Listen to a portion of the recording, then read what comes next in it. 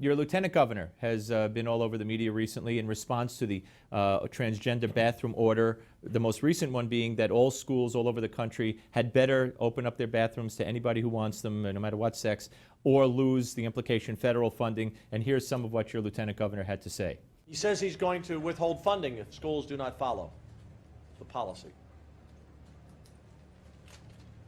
Well, in Texas, he can keep his 30 pieces of silver.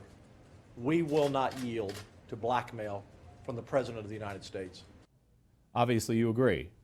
Sure. And in fact, interestingly, that's precisely the issue I talk about in that book, Broken But Unbowed. It deals with this president and what he's done repeatedly about trampling the United States Constitution. The president does not have the authority to make these kinds of policies. That authority is given to the United States Congress. And what the president has done, he's rewritten the Constitution by himself writing laws and trying to impose laws and the rule of law in America. America was created as a country that tried to get away from the rule of men, the rule of kings. We have now come full circle, and we're now being ruled by someone who has self-categorized himself as a king. And would this, if this were to go to fruition, if they cut off your federal funding, would it affect the school free lunch and breakfast programs? That's the irony of it, and that is the funding that would be hurt the most is the funding for the people that Barack Obama wants to most support. But listen, it's not going to go there, and here's why.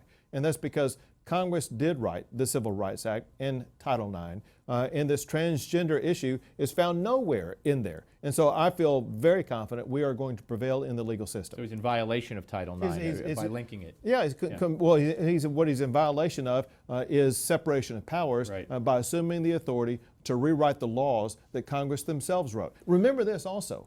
Congress voted on this issue. Congress brought up the issue about whether or not to include transgender in the category of what is protected under the Civil Rights Act and Title IX, and they rejected the idea. So Barack Obama is trying to rewrite what Congress has already rejected.